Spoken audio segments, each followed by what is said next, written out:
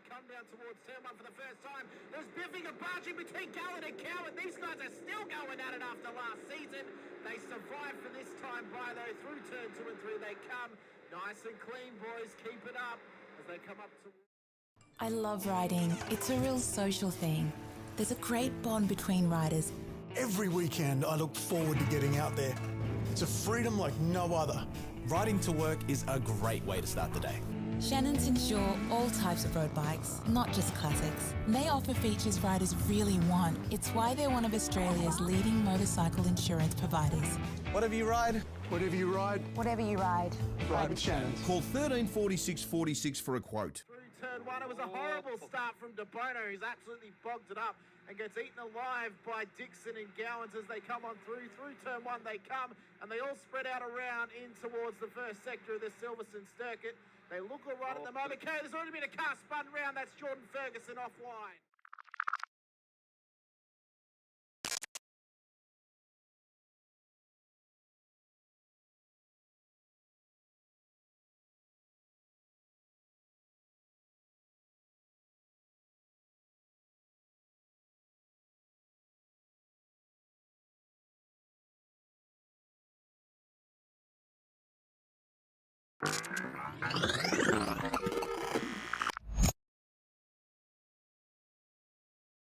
Is green, green, green at Road Atlanta here as well. Faulkner did get away. De Bono is tucked in as well.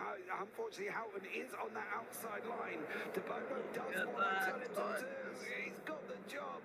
De Bono's overtaken. Now can he get Ben Faulkner up through turns for 2 and 3? They go round the right-hander, dropping down the hill. Faulkner's out in front. De Bono second. Houghton third. Ratcliffe in fourth. No real dramas going into turn 1. We've always had a few cars. They're all special. The T-Bird. Oh, that's mine. The Combi for when we want to get away. The XR8. It's going to be a classic. They're all insured with Shannons, We've also got Shannon's home and contents cover. which helps protect our automotive collectibles, tools and memorabilia in the home and garage. If you're motoring enthusiasts like us, it's got to be. Shannon's. Shannons, insurance for motoring enthusiasts. Call 134646 for a quote.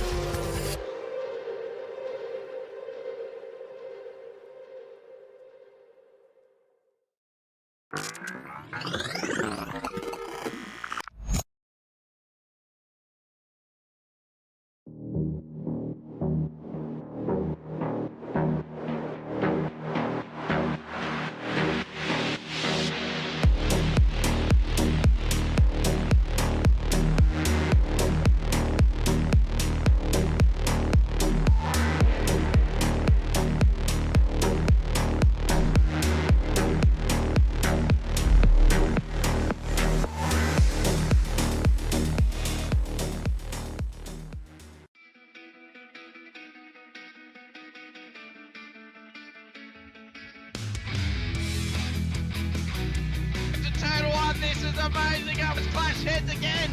This is like Chaz Mostert and Cam Waters. Almost the same situation. Better contact going down the hill. Sam Noble wants to sniff on Dave Coleman now. Sam Noble bottle right now because tell you what, Bruce Tanak and Jamie Dyson just absolutely drove away from us. Hayden trying to go around the outside. This is where he could have just sent it up the inside, but he hasn't committed, which is fair enough. It's very scary out there, ladies and gentlemen. Let's see if we get a good run.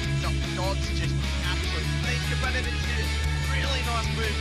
Blake Delaney had to move out of the way.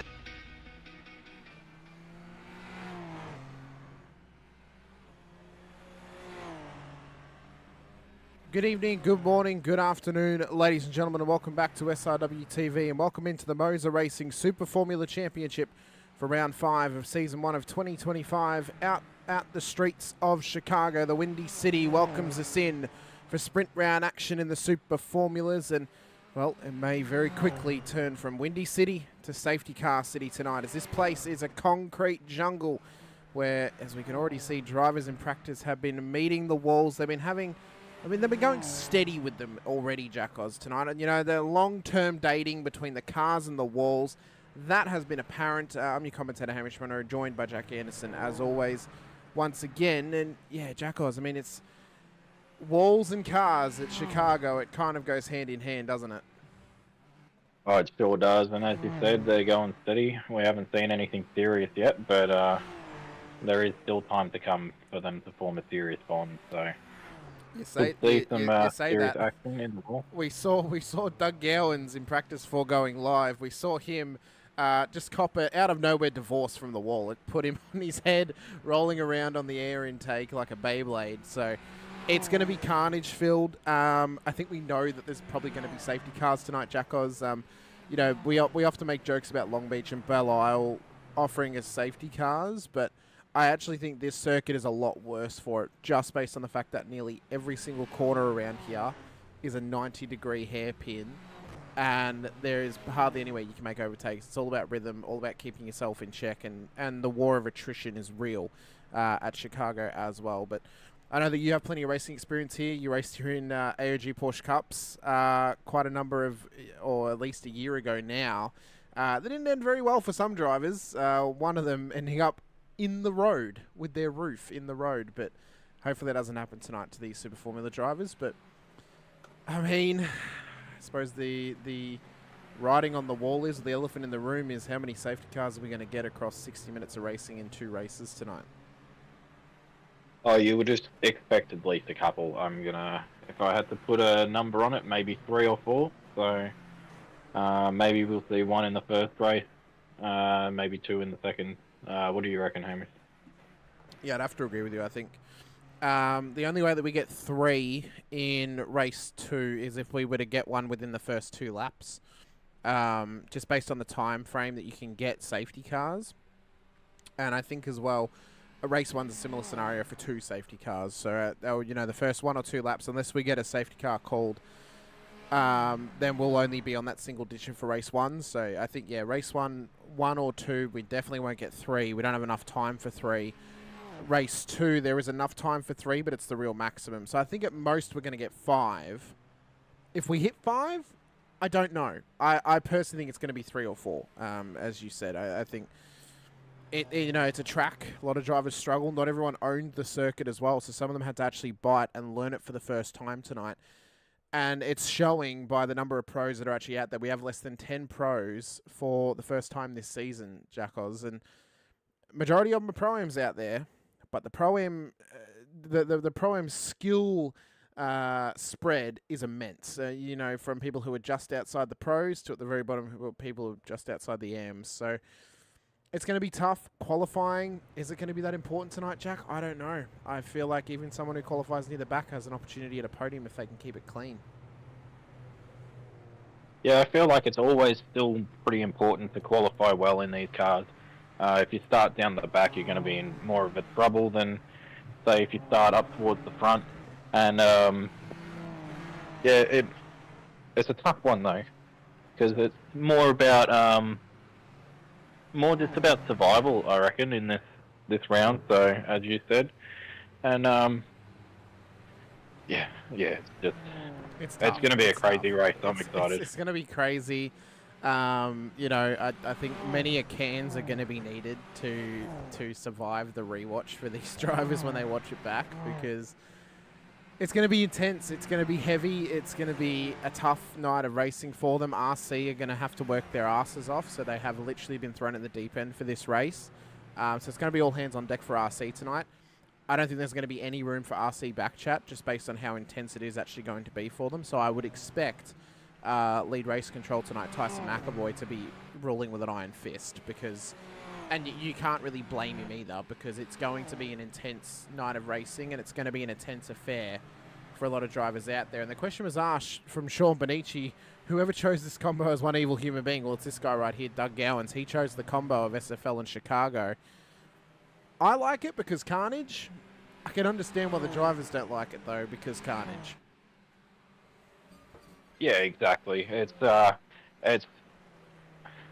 one of those ones where I love the track, but I also hate it because it bites hard when it bites. It's a bit like Belle Isle, isn't it?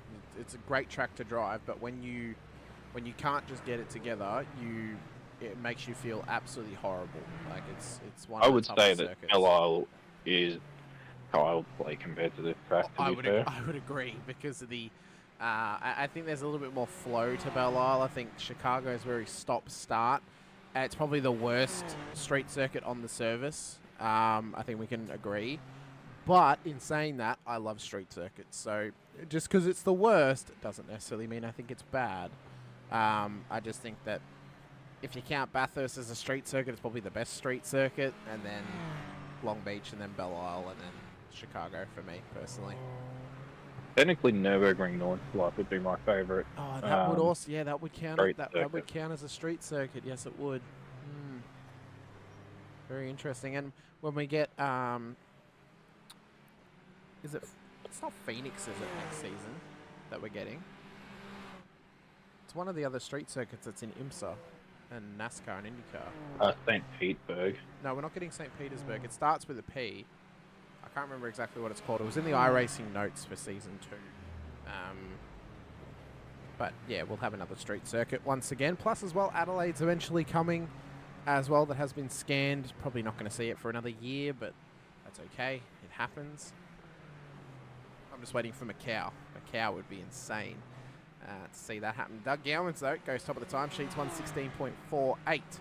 3 minutes and 40 seconds into qualifying. The question is, how long will it take drivers to get laps in this session, Jackos? We saw Keegan Caldwell struggle in practice. He just could not get it together across. He barely was able to even put in 6 complete laps in practice. So it's whether he can get it done here tonight in qualifying to get himself further up the order. Danny Davidson, though, purple sector in the mid, purple sector in the last, should put him straight to the top. 1:16.06 for the privateer, who has been known to be involved in some controversies, as well as the car ahead of him, Dylan DeBono, but it's a championship battle, and it's an intensely contested championship as well, and with intense competition comes chaos and controversy, and, you know, that's not necessarily a bad thing. It means it's fun viewing, means that you can pick your heroes, you can pick your villains, and you can decide who you want to support when they're racing on track each week. Mate, you just gotta live long enough to be a hero to see yourself become the villain, so you never know. You never know. You never know indeed. Oh my god. Apparently, Jack Oz's trading paints is at 402%. No, negative 402%. Negative 402%.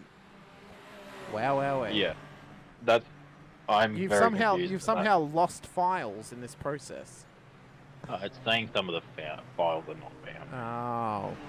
I see as well, Harry Dodds recently joined Project 36. I don't know if that's Project 36 livery on his car or if that's just a random one. It has got VRS on it, though. As well as MOZA Racing, too. So I'm not sure if he has his own livery from that team just yet.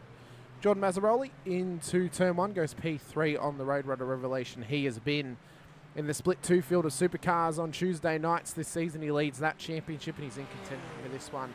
As well, it's Portland Raceway. Thank you very much, Andrew Rushworth. Portland Raceway is what it is, Jack Oz, is the new street circuit coming into iRacing. So that should be enjoyable for us to sink our teeth into as well.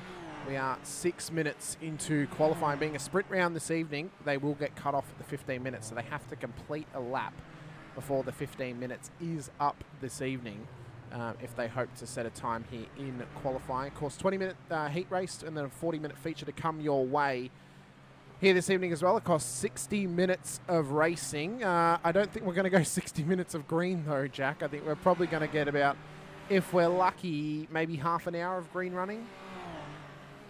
Yeah, I would be very surprised if we went completely green running. Yeah. I'm almost. Do we make a bet on it, Hamish? I think we do. I think we have to put some odds out there. I don't know what we can bet, though, to be honest with you. If I win the Pro 2 series, I will give that free membership away to someone that wins the bet. Okay. Well, no. I was thinking more or less a little bet between us, so we just have a bit of over/under of whoever's closest to the amount of green running we actually have in the race. Can you say 5 minutes green racing? Well, that might be a little bit. We're guaranteed 10 because the last 5 minutes of the race does not normally get safety cars. I actually think the bet would be, do we get a red flag? Because they nearly threw one last week at Snetterton. Through all of the blinking mess that unfortunately was the broadcast, they apparently thought about red flagging that race. So, do they think about it this week at Chicago? Car 46, by the way, contact lap 1 pit exit has been given a pit lane start. That is Brandon Levin, unfortunately for Team SLW Motorsports. So he has now have to start from pit lane. But yeah, do we bet on if it goes, if we get a red flag? Do we have over-unders in the chat of how long we go green for in tonight's event? I mean, what are we putting on the line here for it? If we have a red flag, I will have the rest of this ball. Okay. All right, fair enough. All right, so if we get a red flag, drink responsibly, of course. Just look up what a wild boar is and you'll understand what Jack has just put on the line for if we get a red flag scenario in this race, and the red flag is actually called by race control. In qualifying though, 8.5 minutes in, Danny Davidson is provisional pole position. I just saw him and De Bono getting a little bit squirrely together, Jack Oz. I'm going to make a bold prediction. Neither of them are going to win tonight.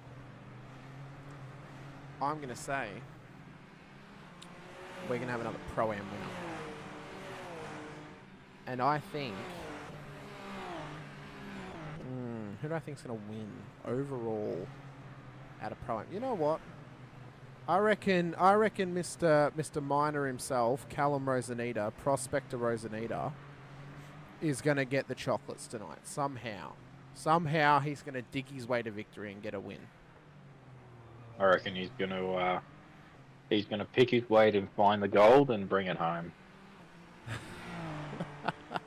Perhaps he will. Yeah, it's a 20 to 40 minute race tonight, Andrew. That is what is happening. So that means that, yeah, they get cut off at the end of qualifying at the 15 minutes.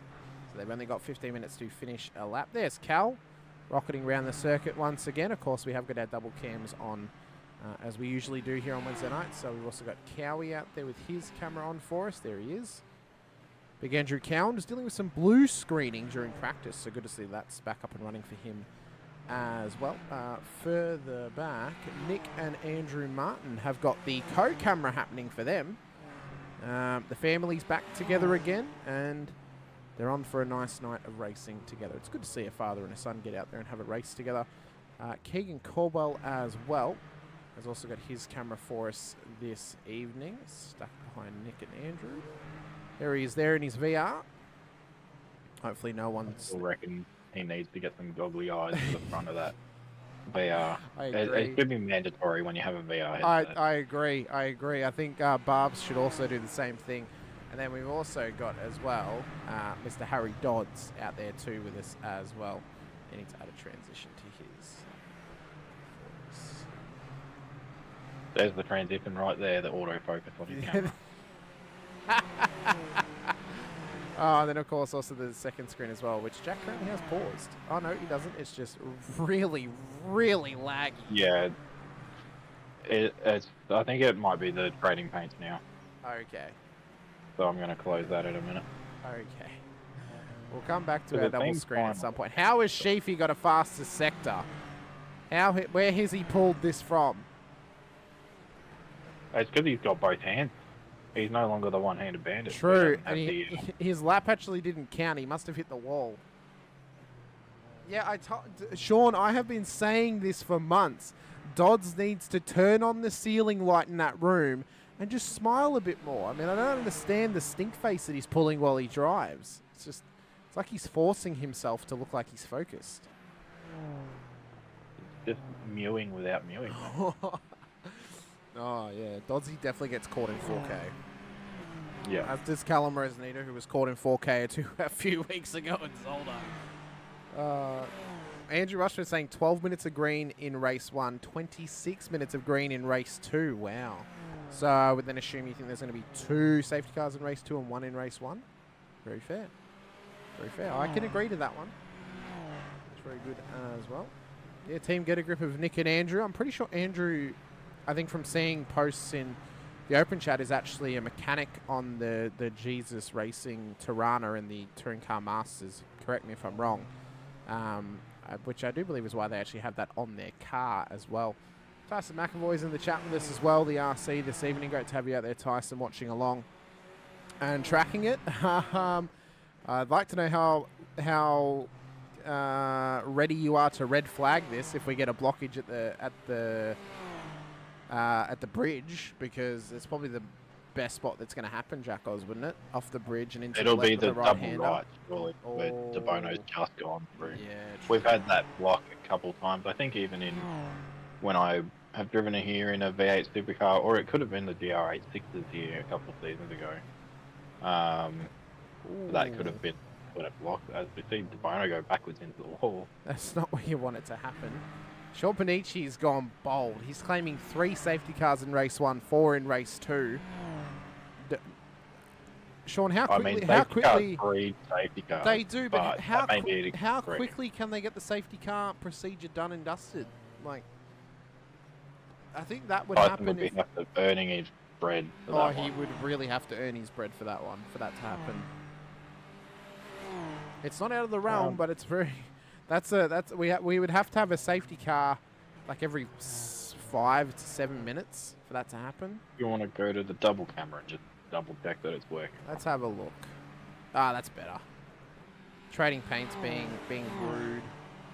Yeah, it was trading paints, and it was also focused on a car that was in the lane. Like if I just do this. Ah, yes. It was just essentially down the pit straight. Yes, that's not going to help at all. Sean Bonici, turn 4, turn 5, turn 11 are block points, 100%. It's, you know, I was saying before the show went live that this whole track is dangerous. There's no real danger corner. Every corner is dangerous. At every corner, there is an opportunity for a crash to happen.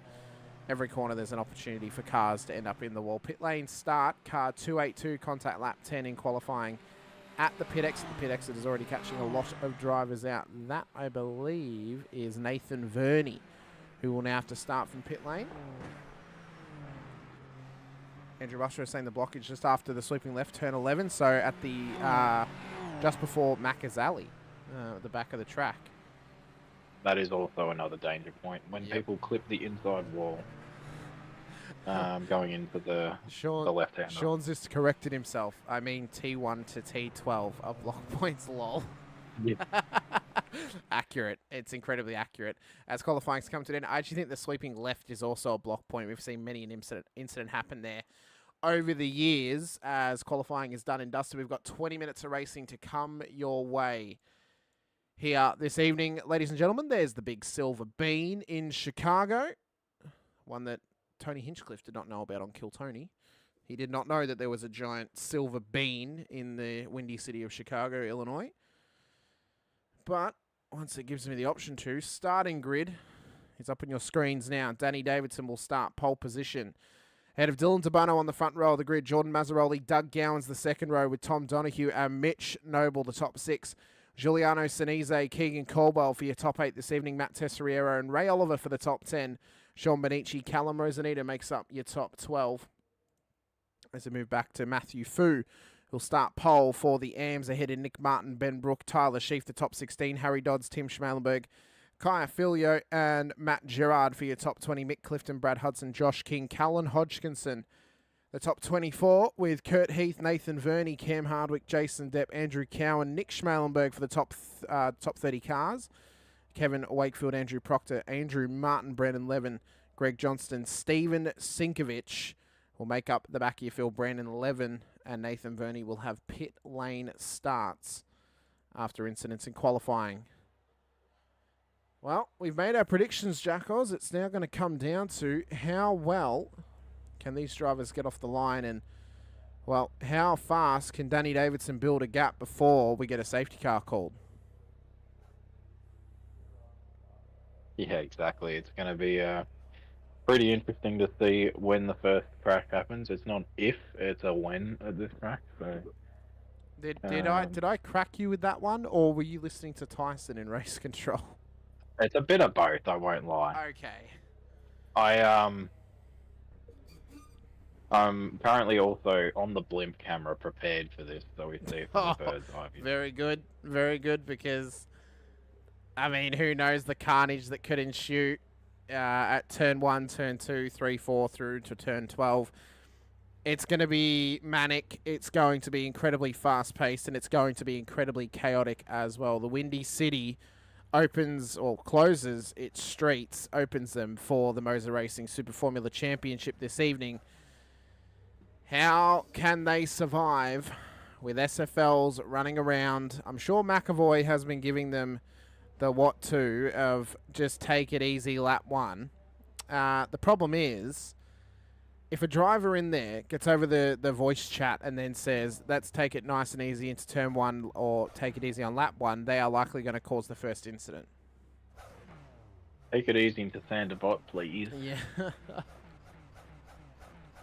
Have you noticed that there are some cars around the corner as well? Yes. Very low. Yes, there are. But lights are going to go up. Chicago opens its streets. How well can we survive on the south side as we go running in Windy City?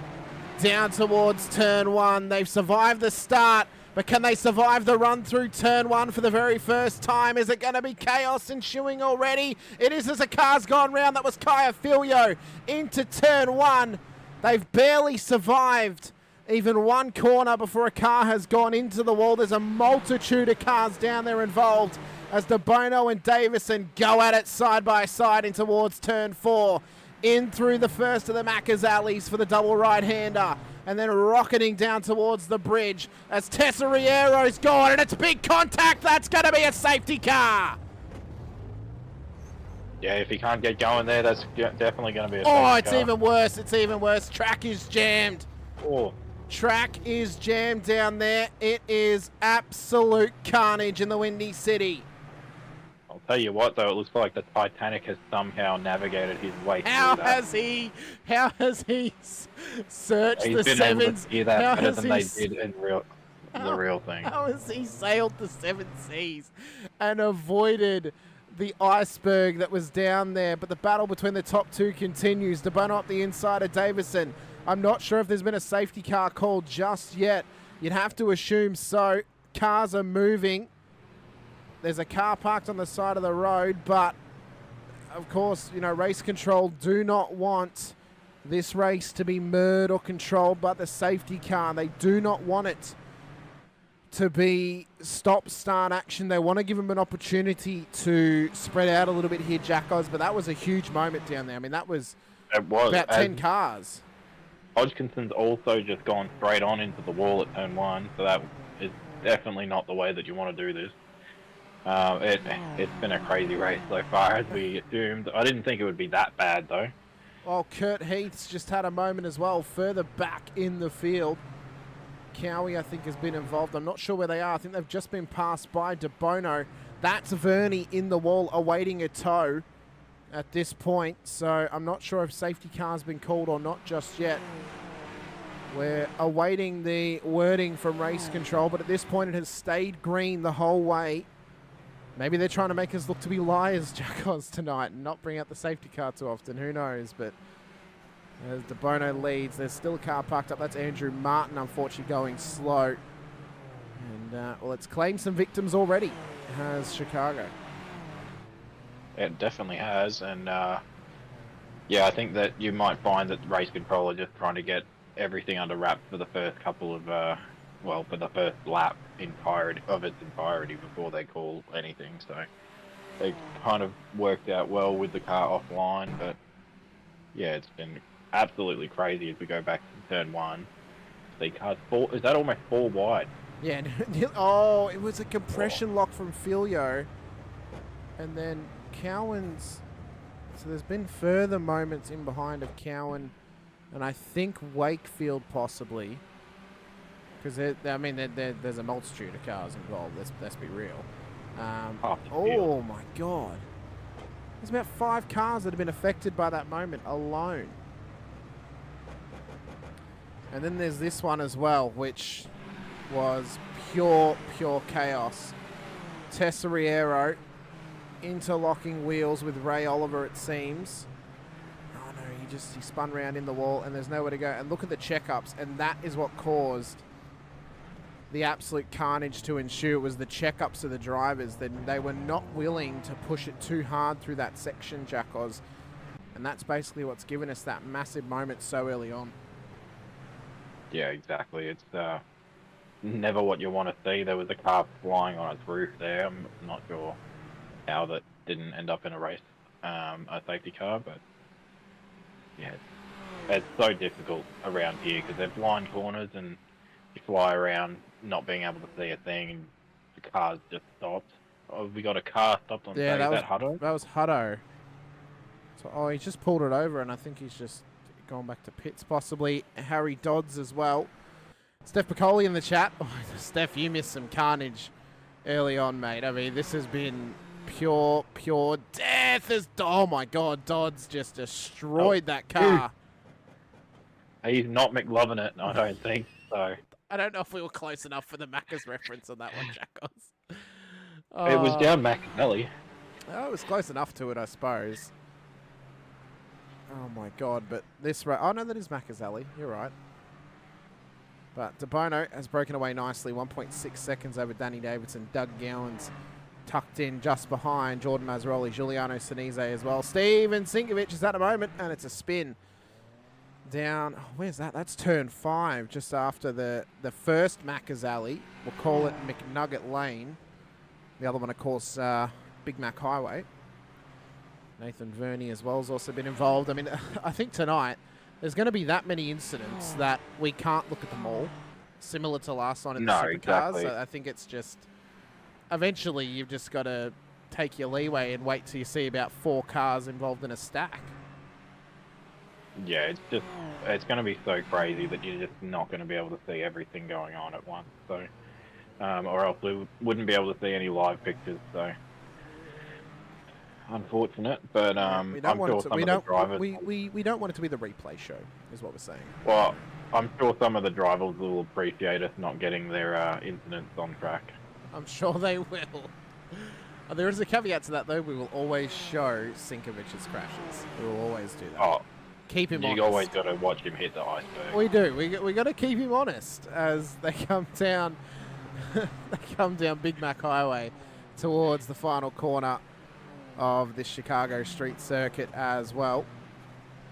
It's been an intense one thus far. No safety car just yet, though, so I think race control not willing to pull the trigger on the safety cars tonight, knowing what it can bring and almost forcing the drivers to have to keep it clean and realise that there's not necessarily a lifeline on offer for them, as Cowan's pulled it up just to let some cars through as well. But for De Bono, ripper start tonight, Jack Oz. If he can keep it clean, which we've seen him struggle in practice tonight, but if he can keep it on the road, he could be on for a race win, which would be a really good way of resetting himself up for this championship.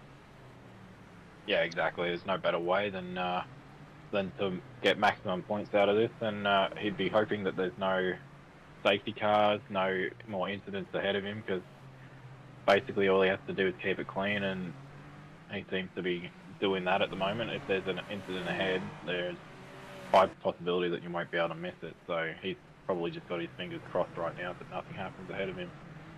There's a battle emerging here. Tim Schmalenberg, Callan Hodgkinson, Kaya Filio, and Tom Donahue as well. Some of the closest cars on circuit together. as they battle further back in the field. Giuliano Sinise, Jordan Mazzaroli going side by side. Oh, Mazzaroli just had a big blink. Big internet issue for Mazzaroli there, it seems. That's quite dangerous. Race control might tell him to bring it in because... Tom Donahue just had rear-end contact with, I think it was Hodgkinson then, trying to avoid him. Is he missing a front wing on... Let's have a look here. Let's have a look. So this was Kaya Filio getting past Hodgkinson. So Hodgkinson's missing his wing. Ooh! That could have ended very poorly. He was very lucky. It was Donahue. Somehow Ray Oliver set the fastest lap of the race, 1:16.26.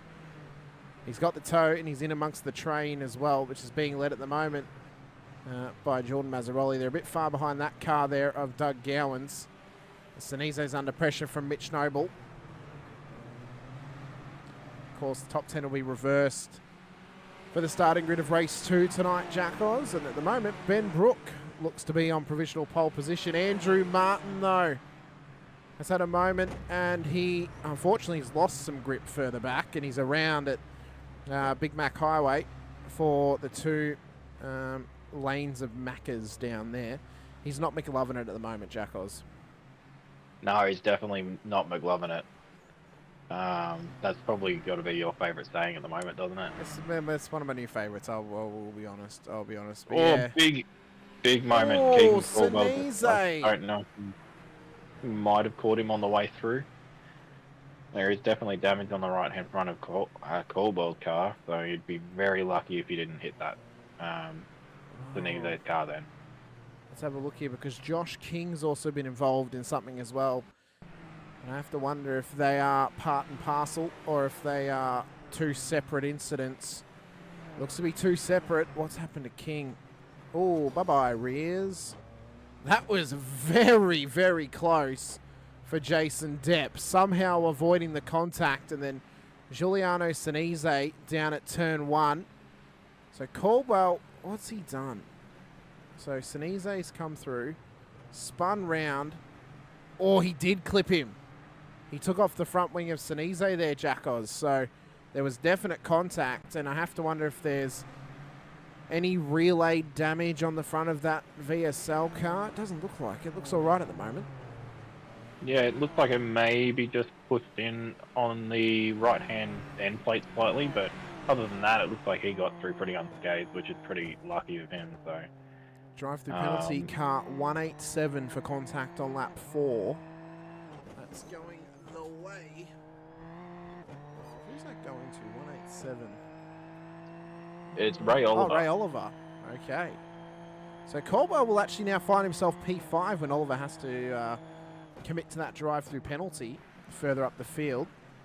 Mitch Noble hot on the heels of Caldwell. Now this is the battle for corrected P5. Sean Bonici's in this too. A heap of the Pro-Ams involved inside of the top 10. Top 4 all pros at the moment of DeBono, Davidson, Gowans and Mazzaroli. Cam Hardwick, what are you doing parked there, son?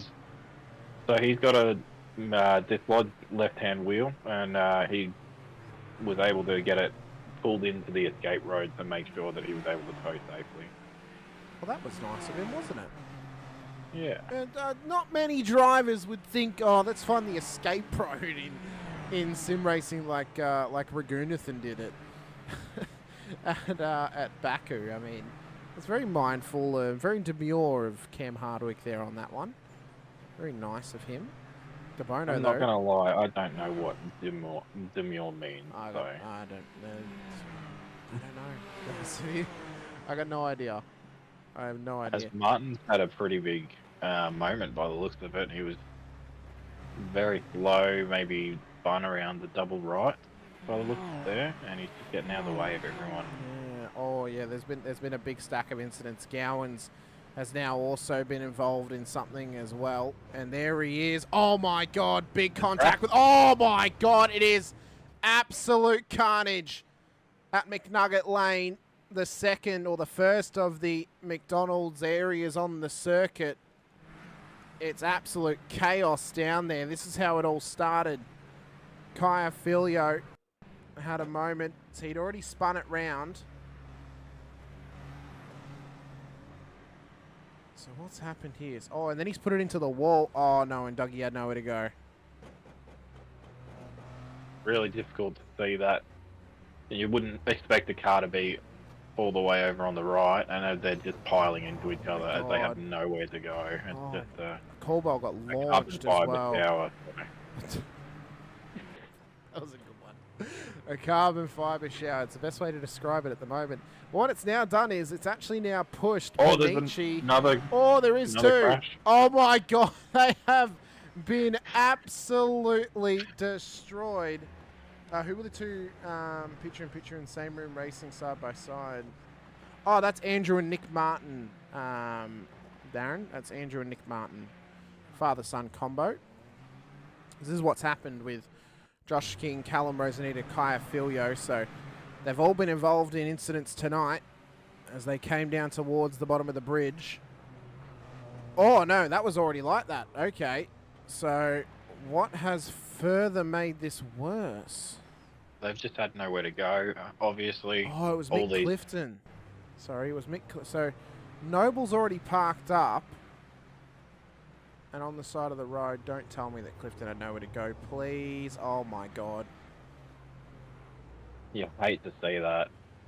You really, and then Filio, who's had an absolute nightmarish race, comes along nowhere to go. So that is very, very unfortunate. For the leaders, though, DeBono and Davison, there is just over 5 minutes to go. Mazzaroli on the podium. Benici, Nick Martin, Matt Gerard, Jason Depp. Top 4 in the Pro-Ams there in your top 7. Depp's up 21 spots tonight, Jack Oz, from nice, clean running from good old Captain Sparrow. He must have found the rum. He must have, because he is sailing the 7 Seas to absolute perfection in the Windy City. I think it must be because I've stolen the rum, so then he can't draw. Yeah. And he's been able to start the 7 Seas, so... Exactly. He knows exactly where it is, so he knows how to get there. That's what it is. He knows where the treasure can be found. Can Jason Depp. Giuliano Sinise trying to chase him down for position.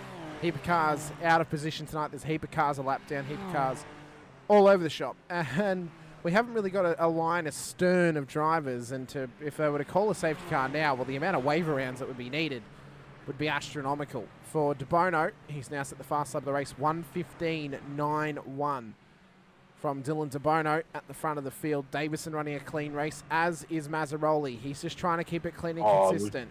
We pumped up his stocks and he crashed. Oh, no. Jason. No, Jason. He heard us. That was the issue. He heard us talking about him. And he dropped the map on that one there, Jack Oz, I think, for old Captain Sparrow. Yeah, his compass led him left when he should have gone straight. No, see, I know what it was. He doesn't have Nami on his ship with him like Luffy does. That's the issue. He just has a poor navigator to navigate the East Blue. That's the issue. I'm just getting more pirate references out as we go along. One Piece is not even about pirates. It's about overthrowing governments. But anyway, as Depp and Caldwell battle for position inside of the top 10. They've got Gowans in behind. Somehow Gowans has come back in this after being more or less just rear-ended to absolute no tomorrow. And somehow he's back in this thing. How are we going to go for 40 minutes of racing, Jack? I've got no idea. This is going to be insane. I think we're going to have about one car left on the lead. I think there'll be one left on the lead lap, to be honest with you, as Nick Martin drops the spot to Matt Gerard. He's having a very solid run here tonight as well. Way through too. Oh, thank you very much, Steph. Thank you. Yep. Bit of gold, black and silver, and then the maroon for the selected driver as well. Thought it was very apropos this season for MOZA Racing coming on board. So, yeah, really appreciate it. It's a little bit, it's unfortunate we had to drop the purple, but I actually prefer the gold now over the purple, Jackals, ironically. I do like it. I do as well. I think it's a nice colourway. Yes. Yeah, David, I think you might have put too much oil on track, to be honest with you, fella. I think this is not the oil city, it's the windy city. I don't think we needed it that much. Did you see what Sam put into the chat as well? A mixed... Okay, Sam, you win. You win tonight's comments. Congratulations. He didn't have to do it, but he did. He has absolutely won by a country McNugget mile.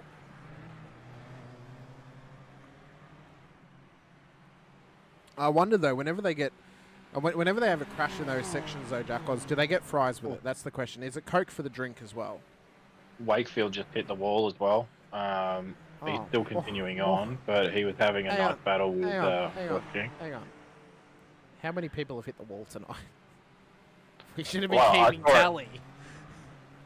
There's Andrew Martin. That's what the replay is for. Oh, 11 just flew by him too. Around the outside on the left-hander. That's got to be one of the overtakes of the night into McDonald's Alley. He could be having a mixed feast with this one. Oh, this race is definitely McSpicy tonight.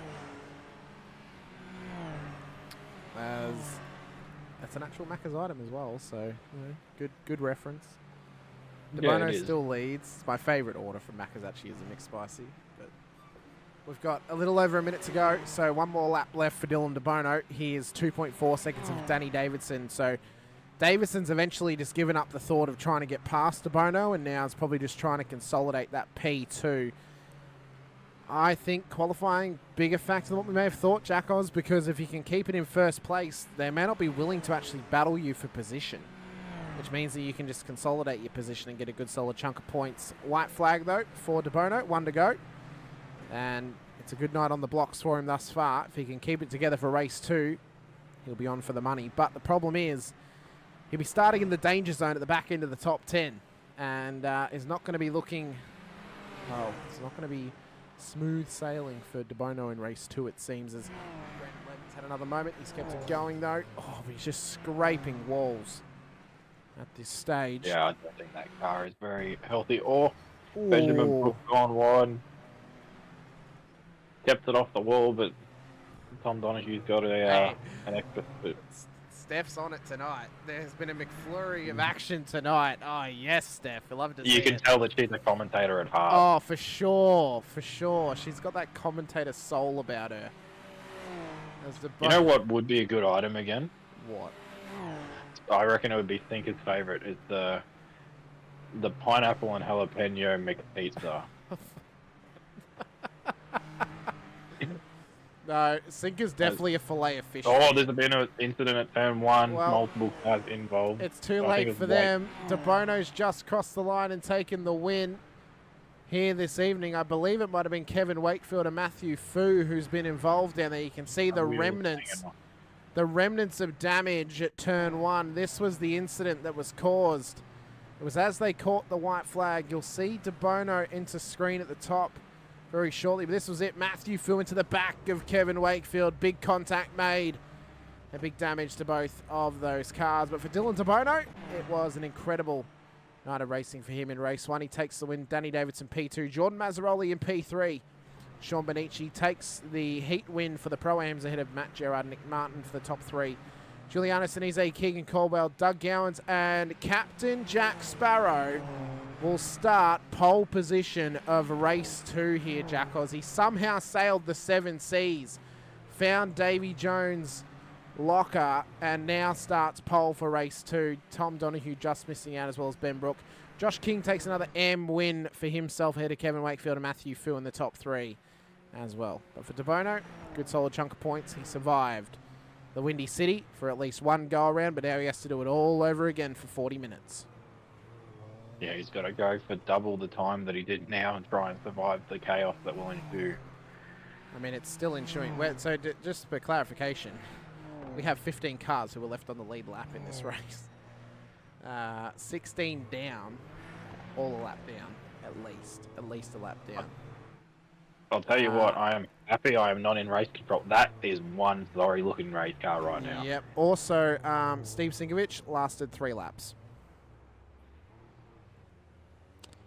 It is pretty hard to steer the Titanic around. I mean, you know, so look at that nice shot you got of the city of Columbus Drive in Chicago, of course, Jacko's at the moment. That's very, very good to see. Very nice. Very demure. Very mindful. Oh, be sure though, if you are joining us once again, ladies and gentlemen, or if you're here for the first time or you've been here for a while, make sure you hit the like button, the subscribe, the bell icon as well. There's so much more racing to come your way, not only in the rest of February and March and April for Season 1 of 2025, but also the rest of 2025 as well. We've got so much on offer for you. At the end of this season, of course, another AOWN coming your way, Australian Open Wheel Nationals. There's plans in future for other special events to be held for SRW as well. And, of course, the rest of this week, well, tomorrow is the final race of Round 5, that being the Shannon's Insurance Toyota GR86 Nationals being run out at the Legacy Charlotte road course. Slightly different to the current road course. But, you know, get out there. Should be a good night of racing if you're a part of that series. Of course, they go to Charlotte 3 times this season. We're at the midpoint of the season now. So that's why they're at Charlotte once again. We have a week off on Sunday. No Sunday Supercars, as we mentioned last night. So after tomorrow, we'll be back on your screens for round 6 of the Warren & Brown Toolsby at Supercar Series Tuesday night out at Snetterton on Tuesday. So that should be a good night of racing to come your way. We've still got one 40-minute affair to come at you here this evening out at the windy city of Chicago, Illinois. Of course, home of the Chicago Blackhawks, the Chicago Cubs, and pretty much known as the city of when did they last win something. When did they last win a Stanley Cup? When did they last win a Lombardi Trophy? When did they last win the World Series? I mean, it's a city of, you know, they're very, very passionate in Chicago, Jackos, but it is literally when did they last win something. You also missed the Chicago Bulls. The Bulls as which well. Are arguably the more popular because I would say NBA is probably more popular in Australia than NFL did you say the hockey team? So I said MLB. So I said the MLB team, which is the Cubs, the NHL team, which is the Blackhawks, and the NFL team, which is I missed the NFL team, which is the Chicago Bears. So yeah, there's the Bears, the Bulls, the Cubs, the Blackhawks. I think that's it, at least for the major four out there as well. But we've got warm-up session to come your way. So much more on offer for you this evening. 40 more minutes of racing. No safety cars in race 1, so Race Control were not willing to pull the trigger on it. They may very well be willing to in race 2 since it is 40 minutes, and there is a bit more time for them to spread out and get some racing in as well. But they don't want it to be safety car after safety car, of course. Of course, as well, Chicago, home of many famous TV series out there, Jackals. Of course, The Bear, based in Chicago.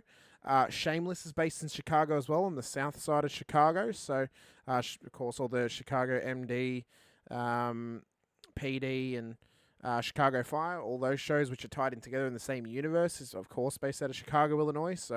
So much content based out of Chicago. So many different things in Chicago. It's a great place, and it's a very interesting track. Of course, this was the first place we saw Shane Van Gisbergen in a NASCAR, where he absolutely pantsed the entire field on a road course just by heel towing the whole race. Oh, the Chicago White Sox too. Thank you, Sean.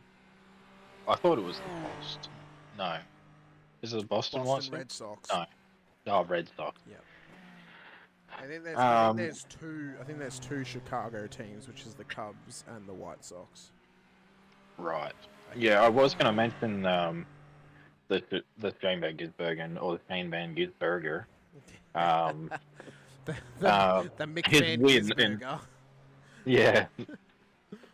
I was going to mention his win and ask the question, do you think we'll see any first-time winners tonight Ooh. out on track? Well. And replicate his win? Well, DeBono's not a first-time winner, so there's not that. I still think there's a chance, because I think the fact that DeBono and Davison are starting further back in, the back into the top 10, more opportunity for them to actually get caught up in the carnage.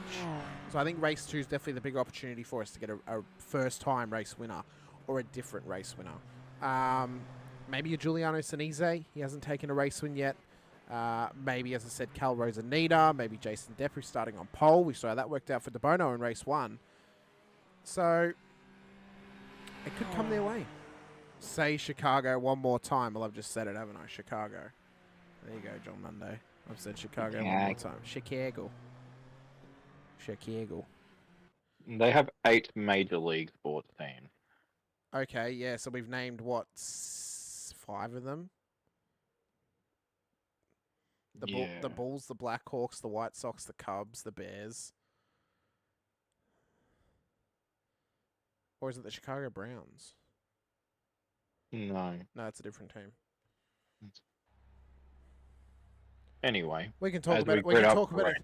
We can talk about it during the safety car period when it comes in this race. Hopefully, fingers crossed. Starting grid for tonight's race though is as follows: J Step will start at a P1 for race 2 ahead of Doug Gowans. In P2, Keegan Caldwell, Giuliano Sinise, Nick Martin, Matt Gerard, your top 6, Sean Bonici, Jordan Mazzaroli, Danny Davidson and Dylan DeBono make up your reverse top 10. Everyone else will start at they finished race 1. Tom Donoghue, Ben Brook on the 6th row with Matt Tesseriero, Tyler Sheaf on the 7th. Josh King, Kevin Wakefield for your 8th row. Matt Fu, Ray Oliver, your top 18. Oh, WNBA teams, I see. Greg Johnston, Andrew Proctor, your top 20. Brandon Levin, Brad Hudson, Andrew Martin, Nathan Verney for your top 24. Andrew Cowan, Kaya Filio, Kurt Heath, Callum Rosanita, Mitch Noble, Tim Schmalenberg, your top 30. Mick Clifton, Cam Hardwick, Callan Hodgkinson, Nick Schmalenberg, Harry Dodds, Steven Sinkovich makes up the back of the field. I also completely forgot about Jackos, the MLS teams that are here, like Chicago Fire. There's another one for you. But anyway, we await everyone to hop on the grid for race 2. I feel like we've just completely gone off track in that warm-up. Oh, that's all right. Car 996 is starting from pit lane. Okay, so car 996. Who's that? That's Matthew Fu. Oh, so does he maybe have a pit lane start for that incident with Kevin Wakefield possibly on the last lap? I believe it is. It's difficult in the chat if there was a bingo card for the stream for every Macca's reference and mention of Chicago. We would be very, very drunk. Oh, you could also have out there, every time I say Windy City, every time we say buy a ticket to the end of the race, that's just for any of our series actually for that one. What else, Jackal? There's been a crash in the wall as well. That's got to be on the bingo card. There's a heap out there. That could be on there. Jason Depp, though, for the first time in the WRT's career in SRW, Jackal. WRT. Oh, sorry, VRT. VRT. For the first time in VRT's career in SRW, you have a car on pole position. Yeah, I wasn't expecting a car on pole, even if it is a reverse top 10. It's nice, though. It's good to see. Hey, a pole position is a pole position, regardless of how you got it, whether it's a reverse top 10 or it's from qualifying. That's exactly right, and you want to be out the front to try and avoid all the incidents that'll happen behind you. Damn well right. That's the best place to be. It's a good-looking rig on. Mr. Simo likes to put oil out at turn 1 to cause carnage. But yeah, he does. He likes to. He put too much out there last time. I think he put it all over the place. But lights up. Let's go racing for race 2 in the Windy City this evening. We're underway once again. It's a horrid start from some cars in the background, including Sean Bonici, as they run down towards turn 1 once again. Depp tries to control the lead, but he's got Gowans alongside. There's already been contact further back with Tom Donoghue in the wall. So turn 1 claims more victims as Gowans takes the lead from Jason Depp. Caldwell's now in behind him as well. It hasn't seemed to have caught out as many drivers this time by though, Jackals, but this is the spot we've got to watch. McNugget Lane, the area which saw the track was jammed last time by as Matt Gerard nearly lost it over the bump. Managed to get it through there though. Have we actually survived it this time? I think we have, because I think the drivers know they've just got to take it that little bit easier on the opening lap. Yeah, exactly. There were a couple cars going, I think it was up to 4 wide through T1, so they were still a bit wild, but seems like everyone kind of got through there pretty much safely. So just focusing on the group over in at the rear of the grid, there was a bit of argy-bargy going on through the double right-handers. I'm just going to change the proper cam. Oh, go through the buildings. Through the buildings, apparently. We see Harry Dodds try and make a move on Smalenberg down there. He can't quite get it frantically done. trying to. Oh. Oh. As this was the moment with Tom Donoghue at turn 1. Okay, coming down here, had the outside line. Tried to get the outside of Benici. Oh, I just know where to go. Yeah, just a bit of wheel interlocking as well. It's not like he meant to throw him down there. There's a rear wing spinning. Yeah, that was that was Nathan Verney. He was actually called out by someone not being prepared as well. How you going, Jace? Great to have you in the chat. Dave Rosanita has Hamish arranged a Macca sponsorship. I wish. I have joked previously with Sinkovic about getting Uber Eats sponsorship, because that would be immense, because then we get fed while we broadcast, and that's the perfect life that you could ever ask for at this point. As Matt Gerard and Nick Martin go at it, Jason Depp's now back in this battle. Keegan Caldwell has managed to break away from the other Pro-Ams to be tucked in behind his former teammate Doug Gowans on the podium at this stage, as there's been contact down there. Mazzaroli and Nick Martin. Martin's turned around, and it looks like Mazzaroli is limping it to the lane. Maybe he's missing a whole front bar. He's missing the wing at least, not the monocoque, but definitely the wing, and it does not want to turn. Very lucky not to get hit then by another car behind him. You know, that car is definitely one nugget short of a 6-pack at this point. It needs to come in, needs to get its dipping sauce. Greg Johnston gone straight on at the exit of speaking of 5 nuggets in a 6-pack, there is poor old Jono. That's a bit harsh, Dave. I'm only joking. I do apologise, Greg. I'm only kidding. We're trying to get as many of them out as we can. As Doug Gowans leads the way. Doug Gowans leads the way at the moment. Well, to be fair, the last race we had a 35-pack or 36-pack of nuggets, and we're left with about 15 on the lead lap, so someone screwed up in the order. If you go out the outside, that's the risk you take, unfortunately. It is indeed. You try and take an outside line here, you risk going in the wall, but if you also take the inside line, you risk going into the wall as well. So it's really a pick or choose. It's a real Sophie's choice in that scenario. Who are we on board with on your screen there, Jackos? Is that one of the Schmeller bombers? We're on board with Timothy, who's currently right behind Callum Rosanita and Kevin Wakefield in a tight little battle there. Well, these guys up a nice amount of positions. They're all up to double digits, as well as Mick Clifton and Harry Dodds at this stage, which is good to see from him. Another one up multiple is Brandon Levin. He's up 10. Ray Oliver up 10 as well. Further back, well, Tim's teammate Brad Hudson is involved in a nicely contested battle at the moment. If we go driver's eye, why has he pulled it over? Why has Brad Hudson pulled over to the side of the road? He did that in race 1 as well, didn't he? Yeah, he kind of pulled over. Is he having some tech Whether issues? He's having hardware or has he been involved in something, possibly? No, this is it here. Oh. That's odd. I don't know why that's happened to Brad. Could be possibly something going on in outside of the sim that he might need to attend to. Quite possibly. You never know. Gerard's running around with a right hand down steering wheel as well, so he has some steering damage from something. Yeah, I mean, I think we've actually very common around here. It's very common around here. We've gone pretty clean at the start of this race, comparatively to race 1. I think a lot of drivers have learned that maybe don't push so hard at Chicago and just take it a bit easier this time by. But Matt Gerard is in to fix his car. That was Ray Oliver and Sean Benici on the main straight. Big contact. Just checked up there, and seems Sean wasn't ready for it and just went up the rear of him. Didn't mean it. That was like he was trying to go into pit lane, and then Sean wasn't ready. Yeah, it was almost, I don't know, maybe he started to lose the rear and touched the brakes to kind of bring it back, and he just wasn't ready for it, so. And we've had the captain into the wall as well. What do you want to see? So here we go. He was in behind Gerard. Oh, he checked up because Gerard was going into pit lane.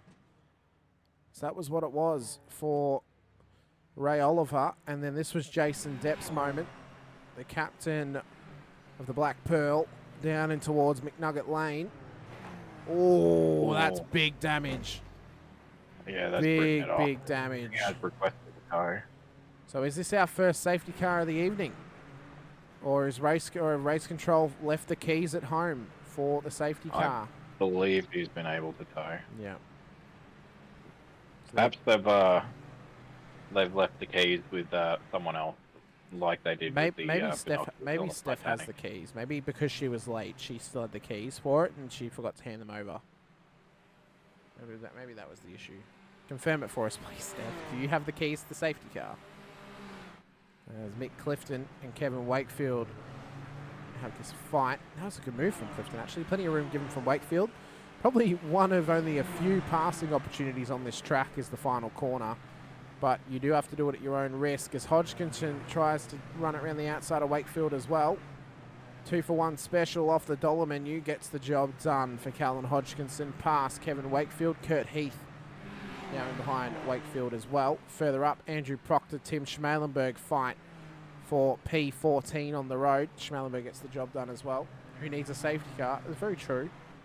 Natural digression, Jack Oz. Natural attrition for some drivers out there. And Doug Gowans, he's had a great run tonight, but Danny Davidson and De Bono have kept it clean and they're fighting their way forward. Yeah, exactly. That's all you can ask for as a driver, is just to try and keep it clean, keep it out of harm's way, and just see if you can bring it home. That's the most you can ask for, really. I've seen De Bono not really have maybe the pace that he had in the last race. Well, you say that, he's just at the fast lap of the race, a 1:16.07. Oh, well, I retract my previous thing. Oh no, Steph has confirmed she left the keys in her pocket last night after Supercars. Poor form. That's why we have spare sets, not just one. But Davison and Sinise once again together. Didn't use them last night. Ah, see, that's the issue. You don't use them and then you forget to hang them up. That's the problem.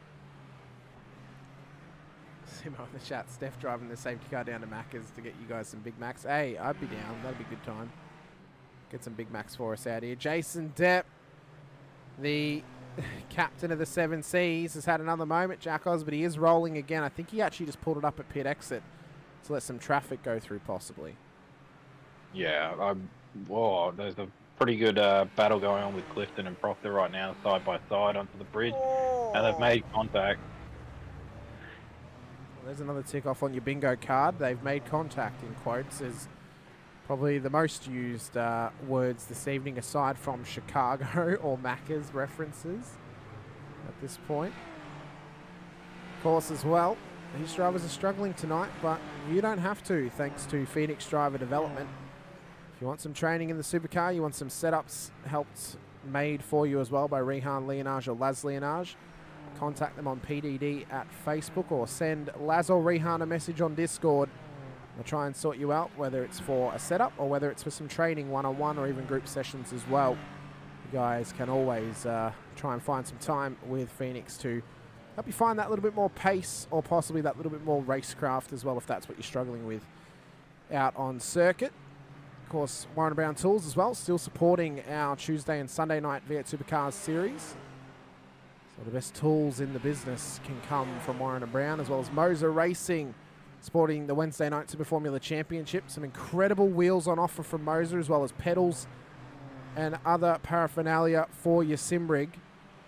You guys want to go and check out MOZA Racing. They've got some great stuff, some hot products, and, well, if I was to buy a wheel for the prices that MOZA's offering, it's hard to go past them, Jack Oz. They've got some incredible gear, some incredible kit on offer.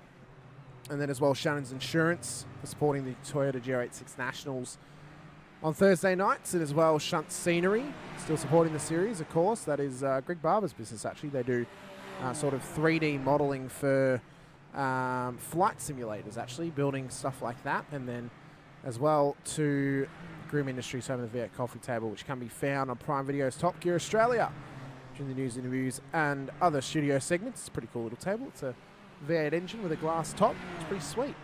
As this battle continues with Gerard and Clifton, the 10-minute mark of this race, 11 minutes in this 40-minute affair, less than half an hour to go, Jack Oz. We're halfway through where we would have been for race 1. Still no safety car on the Chicago street circuit. Oh, it's quite surprising, but it can all happen in a blink of an eye. So never say never at this track. Can always breed safety cars. Can indeed. We've had a word of affirmation for the MOZA R12 from Andrew Rushworth. It's MOZA R12 is freaking amazing, according to Andrew Rushworth. I'd love to test one out. I'd love to test out some MOZA gear. They've got some really, really cool stuff. As Tyler Sheaf has had a moment. He's kept it going, though. I feel his car may have had a bit of a brushing with the wall, though, Jack Oz. Yeah, he's pulled it over to let people go past. So he's been nursing that car home. I think he's just, as you can see, the right front wheel does not look very happy compared to the rest of the car. He's been nursing that since I think maybe turn 1. So he's just been driving off the racing line, letting everyone through, being gentlemanly, and yeah, trying to get it back to the lane as he's coming in now. He's doing just that. Doug Gowan still leads this race, 2.4 seconds back to Giuliano Sinise. Davison, well, he's yet to find a pathway round Giuliano. He may have to rely on coming into pit lane and trying to undercut him by picking his moment and getting out in clean air tonight, Jack Oz, because I don't see a world in which Davison can get this job done, because Giuliano's not going to give it up easily. He'll defend this at every opportunity, so Davison's going to have to hope the pit crew can help him get forward. And we've got Hutto in the chat saying that he has been having internet dropout issues. That would explain him pulling over then in both races, unfortunately.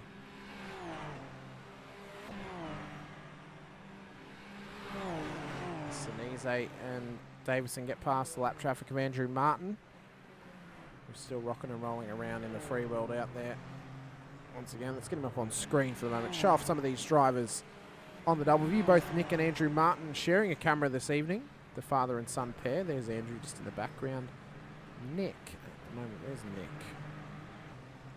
He's a bit further back as well. So both these cars are lapped down. Unfortunately, caught out in some dramas this evening. Dramas.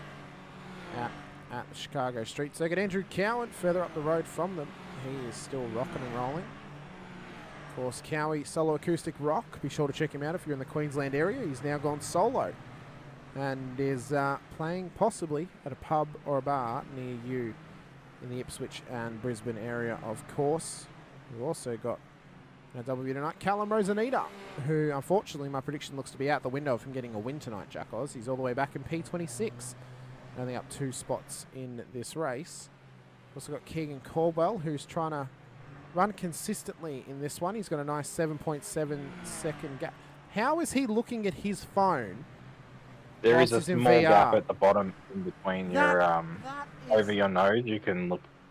That does not seem safe. To do, that does not seem safe. Driving. Especially here. Why would you? What are you doing, Keegan? Especially being he's in 5th place, I believe. So why would you risk it? Being this would be one of his best results that I've personally seen him have. Nothing against Keegan. Of course, he has been involved in some incidents previously. That's a fact. Why would you risk looking at your phone in VR at Chicago? Quick update too.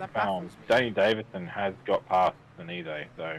Oh, we've just caught Doddsy doing a bit of a nose rub as we cut to his camera, so nobody knows except for SFLs, because Rosanita likes to pick him and Doddsy likes to rub him. Apparently, Davison at the Bono! At the pit entry, Davison's gone straight in. Sinise's just gone straight up the back of Davison. I think Davison was coming into the lane and caught Sinise out by surprise. Here we go. Here's the replay of it. As Wakefield and Fu also have a moment as well. So final corner. There's Sinise. Oh, yeah, he wasn't prepared for him.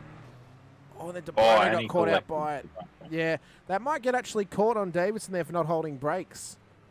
I can confirm that it has been called in. Yeah. And then Wakefield, this is what's caused him to be spun round off the exit of McNugget Lane. Oh, my God. Okay. Pretty big ones. That's definitely a 24 pack of nuggets, that one there, Jackals. They definitely got the sweet and sour sauce off that one. So what has occurred? We need a better angle this. Here we go. So, he started to lose it. Oh, Fu had nowhere to go. Great evasive action, though, from, I think that might have been Tom Donahue. Great evasive action from Tom Donahue on that one. That was incredible.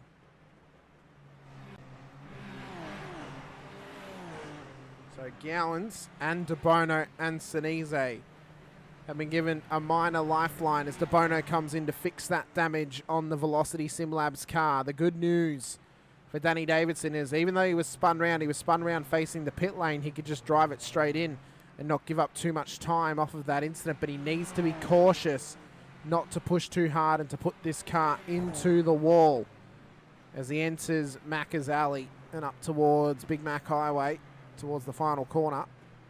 De Bono's still in, Jack Oz, so we'll see if he gets past De Bono or if De Bono sneaks out ahead of him, and he does, and it's by a long, long way.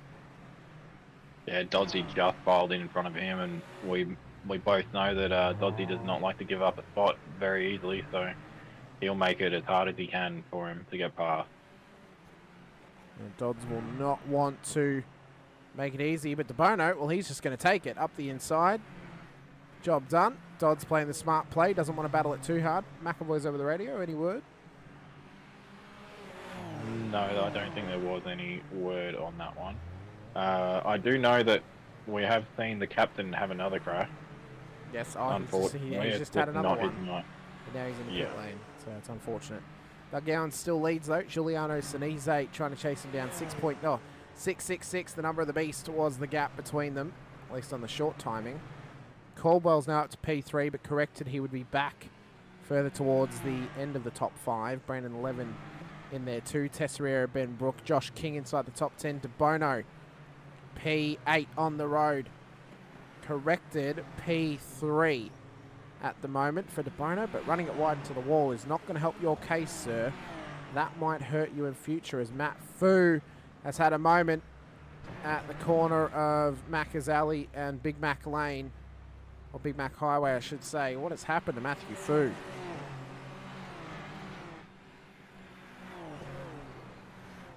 Oh my God. Bump on the way through there. They are pretty savage going into there, so that is definitely not the way to the drive-through, my sir. No, that is the wrong way to the drive-through, and he has to now pile in. He's definitely been told to go to the waiting bay, and they'll get that out shortly to him, it seems. Doug Gowans, continuing on. He's had a good race thus far, Jackals. Started P2, up into P1.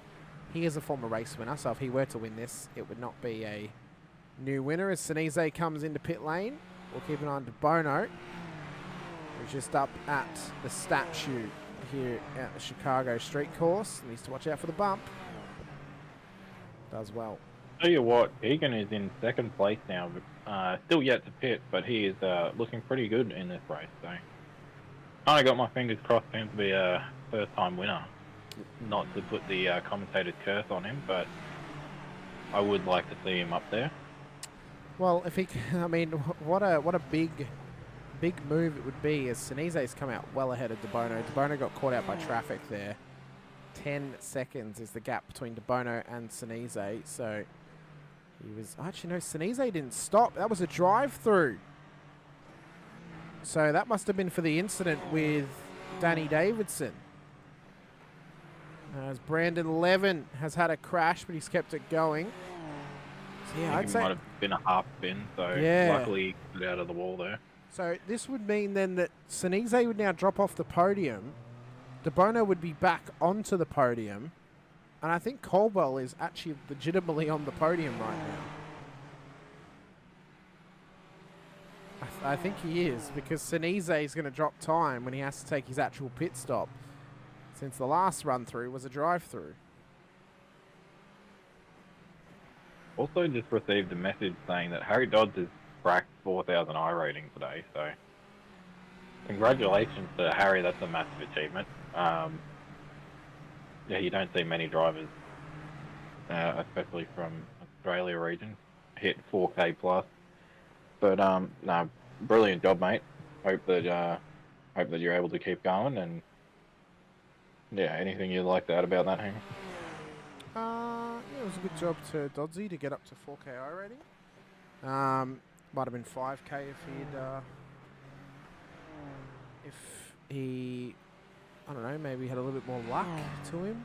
I know he can be a little bit unlucky from time to time, can old Dodsey, but no, it's a good achievement for him to get up to 4K. Not many people in 4K region or above. It's pretty rarefied air for him, so congratulations to Harry. Well done. Penalty for Sinise is a terrible decision. Well, he didn't approach the final corner with proper due care, Sebastian. He was not prepared for Matt to slow up to go, or for Danny to slow up and go into pit lane. It's not Danny's fault. That's Giuliano's fault for not taking due care. I mean, he's made contact causing an incident, Jackals. It looks like a penalty any day of the week. Yeah, exactly. It's just one of those unfortunate situations. Like this pit entry is not the greatest thing that it does fade. It goes around a corner and then cuts back in on itself, compared to the prototype layout that they had originally, which was just a clean right-hander to enter the pit. So it's just one of those things that if you don't know the person ahead of you is going to pit, then it can catch you off guard. And if you're running as close as these boys have been, it's difficult to slow down in time to not make contact. Well, I would say that if they feel it's a bit of a joke, you should go, hang out in RC and learn the rule book. If you think it's a joke, it's every night and day. Learn the rule book, sit in RC, and you'll understand why. Because he's following closely behind us. He's just gone into the. Danny shouldn't slow down on the racing line, should be off the line if slowing down. He can't slow down off the racing line because the pit lane entry is on the right-hand side of track. So you want him to slow down on the left and then cut across the racing line. That would cause an even bigger incident. Anyway. They can go around the outside, regardless, as Caldwell comes in. It's not the greatest design of the track, to be honest. But it happens. Don't like to see it happen. But yeah, race control have definitely made the right decision, seeing that contact was made. It's unfortunate that it has happened, and I don't think that he meant to make the contact. I don't think so either. It wasn't deliberate, but it's one of those things that happens. It's racing. There's no other way that that they could have entered the pit lane, so it's not like it's on either driver like that. It's just one of those things that happens, and unfortunately, that is a part of racing. So. It is indeed. But anyway, Kurt Heath has just pulled over. Is having some blinking issue. What do you? Well, he's spun around, I believe. And now he's backing up. Okay. Yeah, he was trying to get there, Kurt. So I think he was spun around to the entrance to the Macca's lane, and then he's just reversed to take it off the corner exit, essentially. So try not to be as much in the way as you can. So Dylan DeBono out. DeBono now looks to chase down Giuliano Sinise, who needs to come in and take his next pit stop in this race. Kurt Heath still struggling to get that car turned around. Gowans leads the way. 35 seconds is the gap between him and P2. Heath is still there in the wall, by the way. He has not moved. It is very difficult to try and get out of that. For sure. When you're very, facing the very wrong way. difficult to get out of that position as well. Matt Tesseriero in pit lane now. That will then promote Keegan Caldwell up to P4. Corrected P2 on the road for Caldwell. They're giving up about 25 seconds across the pit stop here tonight, Jackos. So it should see Gowans, when he actually comes out of pits, a good 10 seconds ahead of Dylan DeBono when the corrected order happens after pit stops.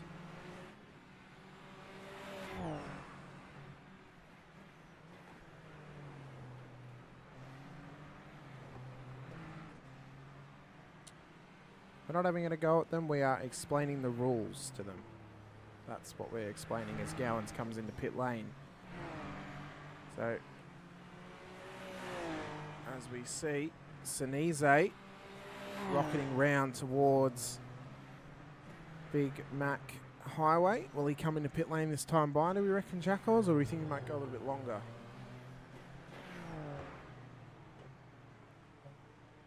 He's come in. So I wasn't going to guess that, because it's a 50-50 chance, and normally I would get it wrong. So So Sinise's in. DeBono continues on through. We expect Sinise to drop back to corrected, probably P4 on the road, as Noble also comes in as well. So De Bono comes past. Caldwell comes past as well to get onto the podium. Sinise's just in the pit box. Gowns has come out still in the lead as well.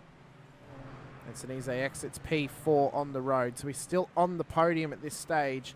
And 5.2 seconds to gain up to Caldwell at this moment in time, Jackals. It's doable over 15 minutes. Very, very doable at the moment. It definitely is.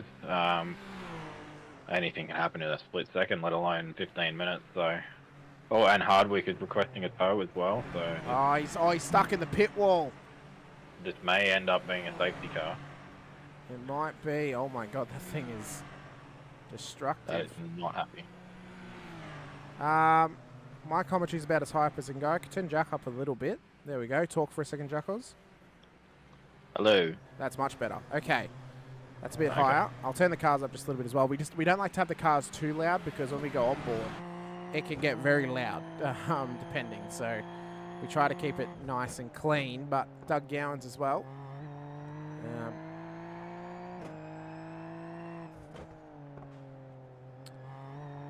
As he leads the race, I'm just saying, you know, if you claim that he shouldn't have gotten a penalty,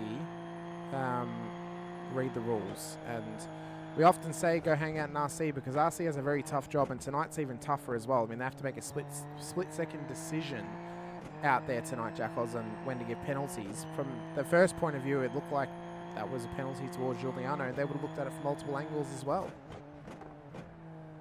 Yeah, exactly. It's just one of those things like, yeah, you never want to see it happen. And I'm sure the drivers didn't want it to happen either, but it just happens. And yeah, it's probably time we move on and focus on the racing ahead. And Danny Davis is throwing it up the inside of Matt Tesserero at the moment. It is indeed. Dylan De Bono has now set a fast up the race, 1:15.76 in P2 on the road. Sinise still has some time to gain to get back up on the podium. Davison, those on the climb back up the order. He's back up to P8 on the road now after the contact at the final corner. He's still trying to rocket on forward as well. Doug Gowans is now stuck up behind some lap traffic. There is De Bono between the former teammates. 8.5 seconds as Matt Fu and Callan Hodgkinson have made contact. It seems where they've kept it going now. Nice and tidy. Thank you very much. There's a little bit of separation happening at the front end of town, Jackals. There are some close battles, including Matt Gerard and Ray Oliver. And then further back, Mitch Noble and Matt Tesoriero, as well as Callum Rosanita and Mick Clifton inside the top 20 as well. So these battles look to continue on at this point. Oh, what's just happened? You just had a bit of a spike, I think. Yeah, my internet's just lagged, I think. Hopefully it's back. Hopefully I haven't been kicked out of the session. I'd hate to have been. Come on, fix it back, please. There we go.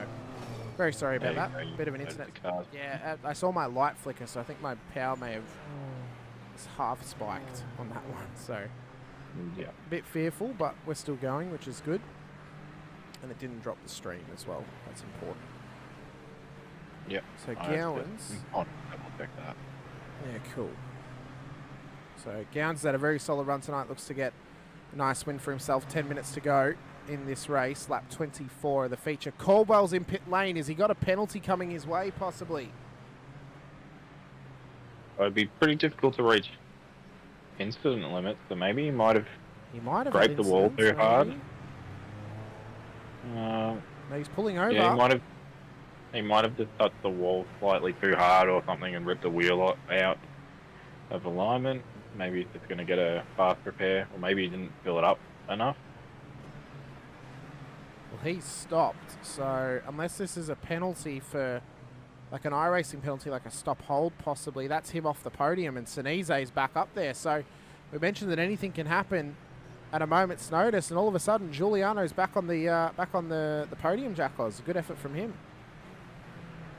Yeah, exactly. It's a brilliant job to get all the way back up into essentially P3 now after what happened earlier, and it'll be good to see if he can maybe bridge the gap a little bit and or bring in the gap, sorry, and so Caldwell's maybe give. Caldwell's still parked there, by the way. So this is definitely a stop hold of some kind, unless he's actually having to fix the car and he's already used the fast repair, possibly.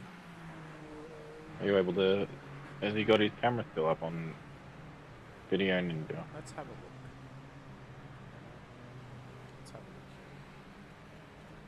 He does. He sat there without his VR on, so he must have damage. I would say that's race over.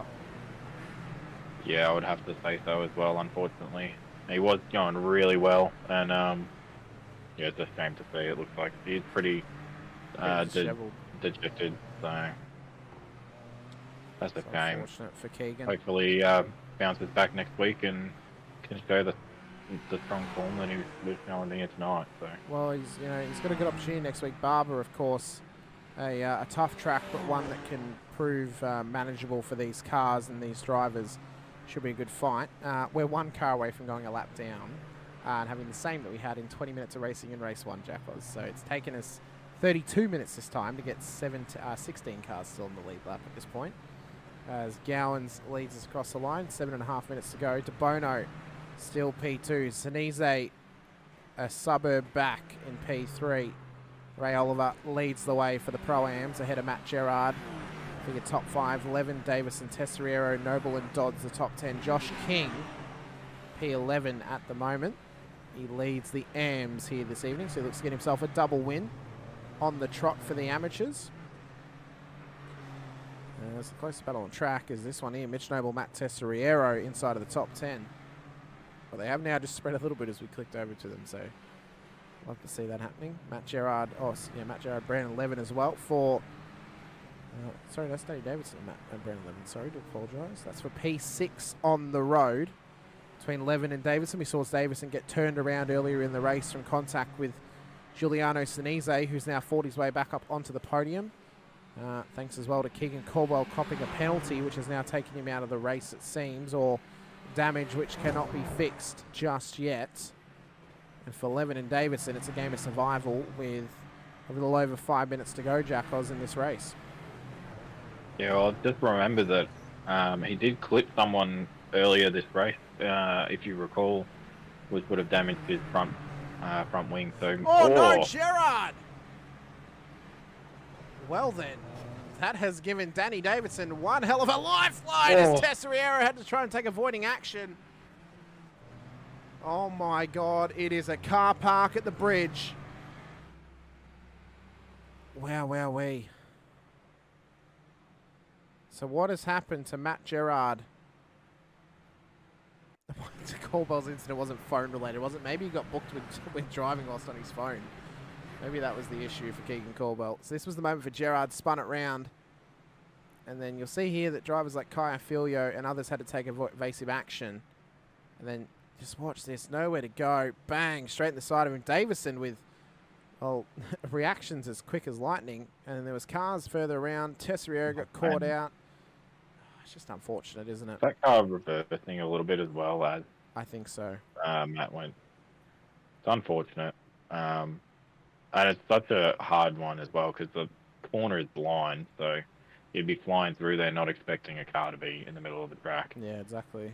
I believe Doddsy was also caught out in that too. Luckily for Matt, though, he seems to have not actually caught too much damage over it. This is now promoted Josh King up to P6. Good solid chunk of points for him tonight in the AMs. Danny Davidson as well, P5 now. Oh, who's that spun round? That was one of the Team SRW cars, and that might have been Mitch Noble, possibly.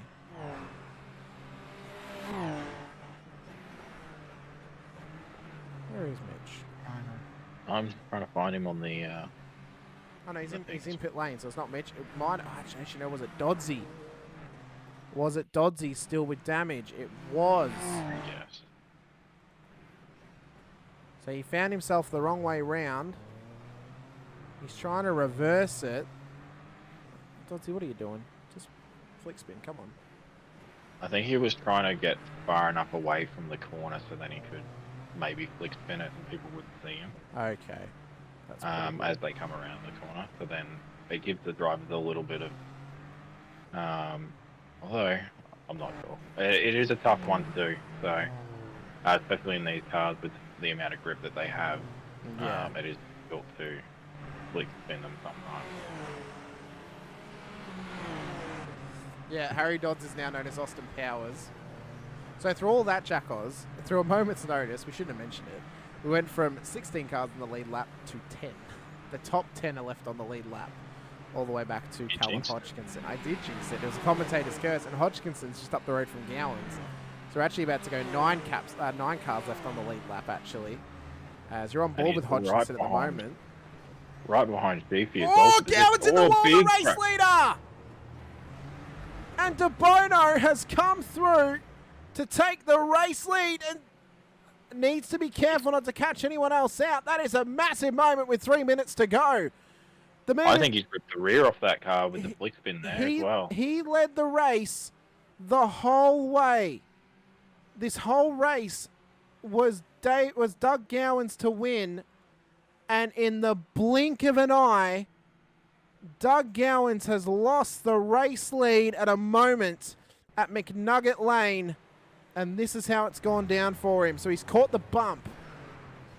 Oh, there was a car off ahead, and he tried to pull it up to avoid. Wow. Big moment in this race. Doug Gowans out of the lead.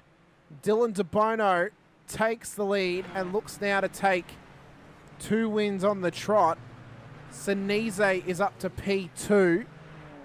So he's back to where he was, to be fair to Sinise, so he actually hasn't lost much out of this race now. And then Ray Oliver is up on P3 with Davison just off the podium. So through all that chaos and carnage, Jack Oz, and the conversations of penalties, we've actually pretty much gone to where we were prior to all that happening. And Davison and Sinise have actually come back through pure attrition to get back on, or at least up towards the podium. It's absolutely brutal. It is catching a lot of drivers out. It is heartbreak for most.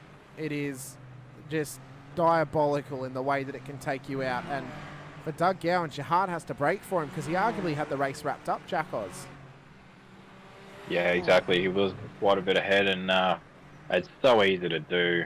The track's off camber, and there is a bump on the entry as well, and then you probably would have got the yellow flag warning right as he's gone to turn in, so he might have checked up. It's heartbreaking for him. So final lap, 1 minute to go, 1 lap to go for Dylan De Bono. We were here 45 minutes ago roughly in a similar scenario. And for De Bono, this has now been a comeback at this point. And for Sinise, it's been a comeback as well. And for Davison, it's also been a comeback too. So all 3 of them have earned their stripes and earned their way up onto the pro podium. But at this stage, we'd only be talking to 4 drivers because we actually have a Pro-Am on the overall podium at the moment in Ray Oliver.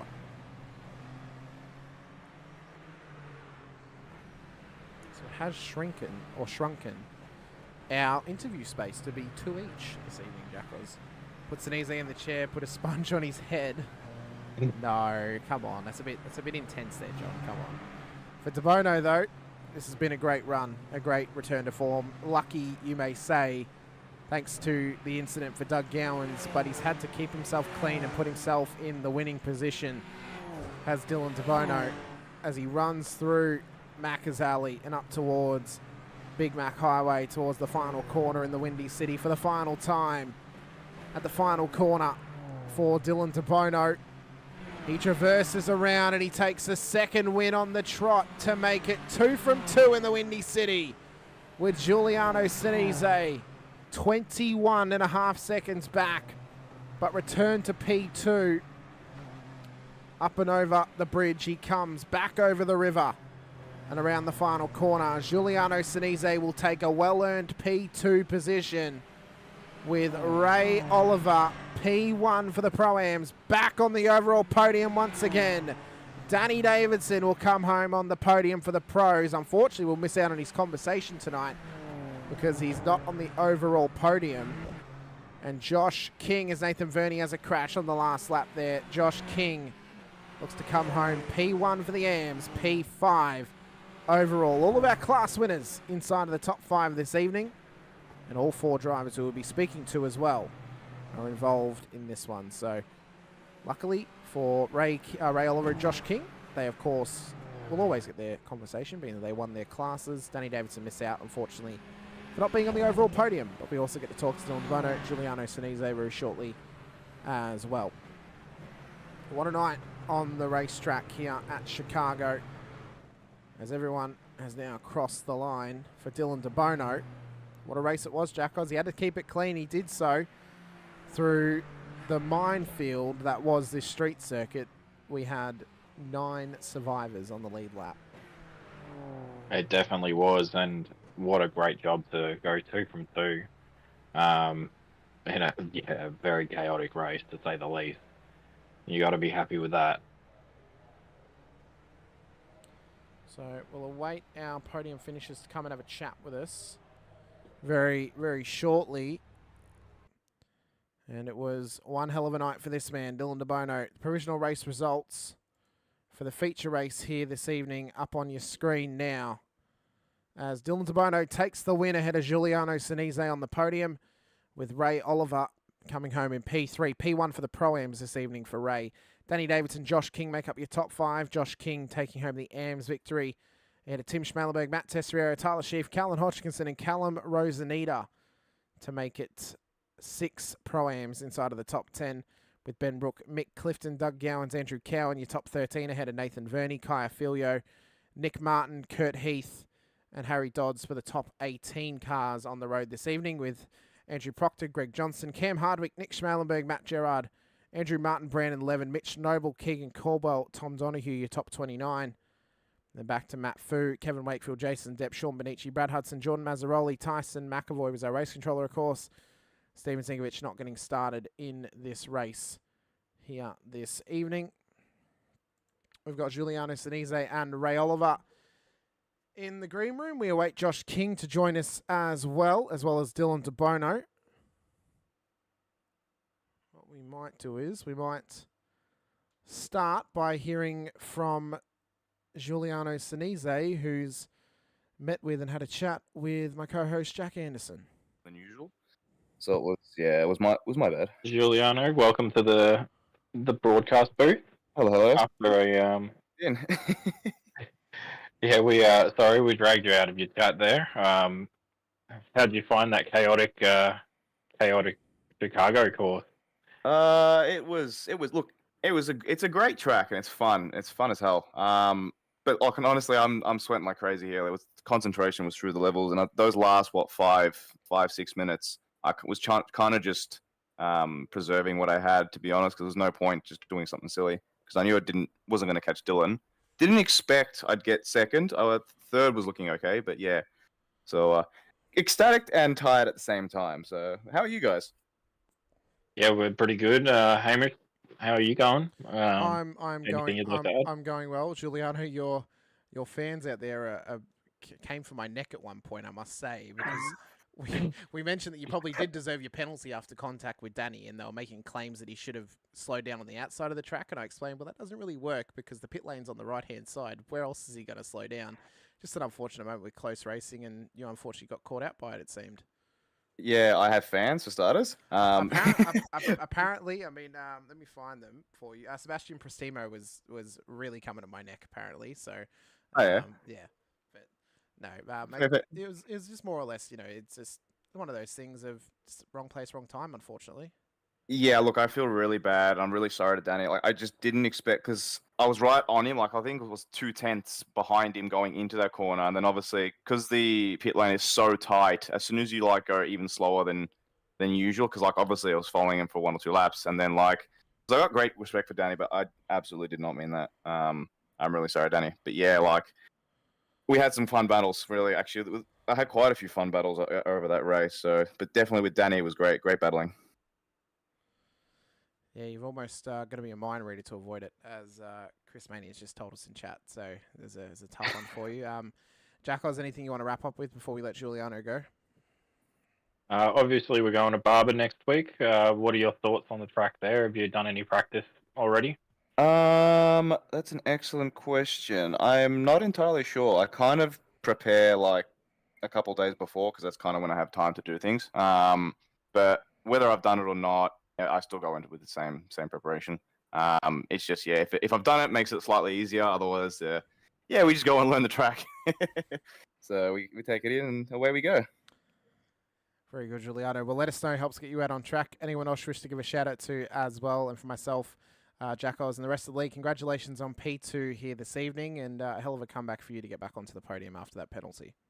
Thanks so much, actually. And yeah, being first podium of the season's been a wild ride, considering I've been battling non-stop. But awesome. Thanks so much, guys, for running a good league.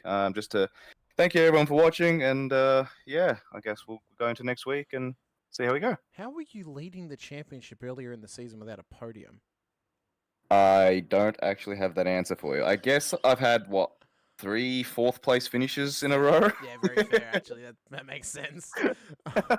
Well, I mean, it's been strange. Like, it's been some really close battles, and I guess I've kind of just been fortunate where everyone's been finishing, I guess. But I guess consistency is also a little bit there. I've been a little bit better considering last season. Again, I had pace, but not as consistent, where this time I'm still got pace, but a bit more consistent. So I'm still, funny where it is, but yeah, let's just see how it is, I guess. Well, after tonight's events, you have gained a couple of more points back on Danny Davidson in this championship fight.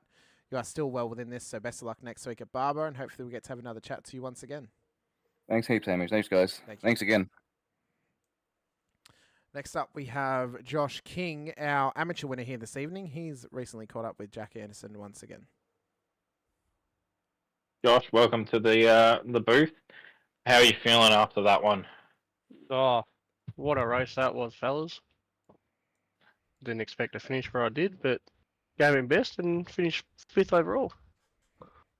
Yeah, you can't complain with the top 5. Were you expecting it to be as chaotic as it was, or? Race 2 was cleaner than what I thought it'd be. I thought it'd be a hell of a lot more chaotic than what it was. But congrats to all the other drivers for keeping it clean. Well, Josh, of course, this track was more or less a race of survival. You managed to survive both races relatively cleanly and take 2 wins on the road here this evening for the AM class. You look pretty well locked up for this title race at this point. You feeling confident going into Barber next week?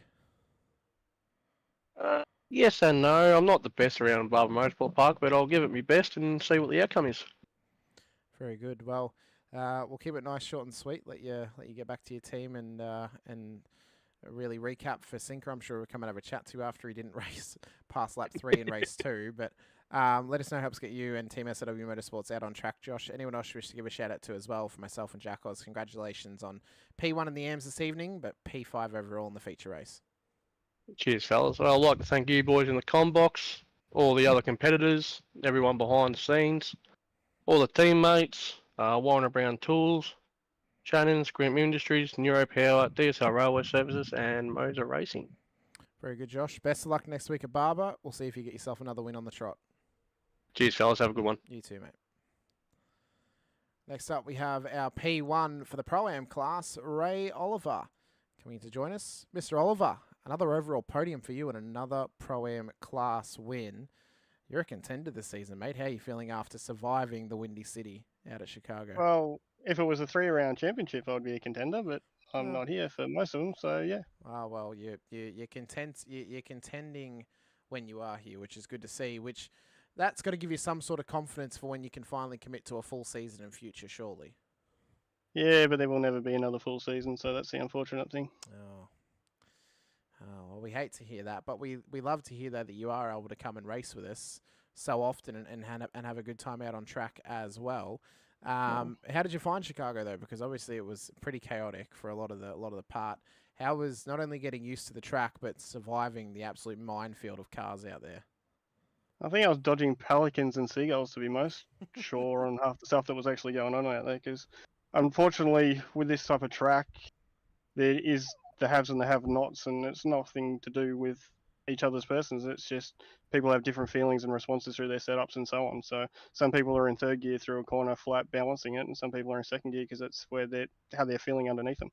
So that's just what it is, and that's what caught a lot of people out tonight. It's just the way it is, and it's the joys of the sport. It happens with everything in real life and in sim racing. So it is what it is. But Yeah, iRacing, can we please have Poe and have a real circuit?